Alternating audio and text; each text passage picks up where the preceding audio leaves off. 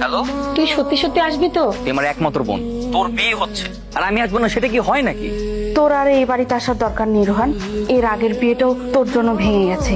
এবারও যদি কোনো ঝামেলা হয় তাহলে কিন্তু তোর বাবা একদমই তোকে ক্ষমা করবে না। মা, এসব তুমি কি বলছো? তাই বলে আমি আমার বোনের বিয়েতে আসবো না? না, আসবে না।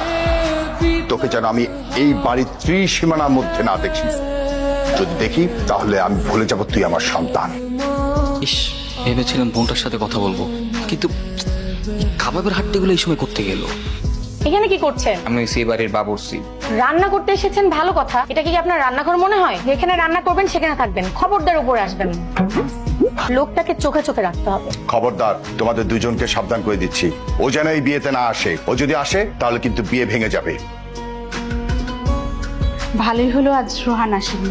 এখন কালকে তোর বিয়েটা ভালো ভালোই হলেই বাঁচে। রোহান আসলে তোমাদের খুব অসুবিধা হয়ে যায়, তাই না মা? আর হ্যালো আপু, তাই তুই কই? আচ্ছা, মা বাবা তোকে তো ছাড়ে দিল, আর তুই ভয়ে আসলি না বাসায়? আমি যে তোর একটা বড় বোন, আমার প্রতি কি তোর কোনো দায়িত্ব নেই? আমি তোর বিয়েতে আসছি তো। তুই সত্যি সত্যি আসছিলি নাকি? আপনি আপনি এখানে? আপনাকে না আমি নিষেধ করেছি যেখানে সেখানে যাবেন না। রোহান, তুই তার মানে তখন তুই আমার সঙ্গে রুমে দেখা করতে গেছিলি? তুই আমাকে চিনতেই পারিস?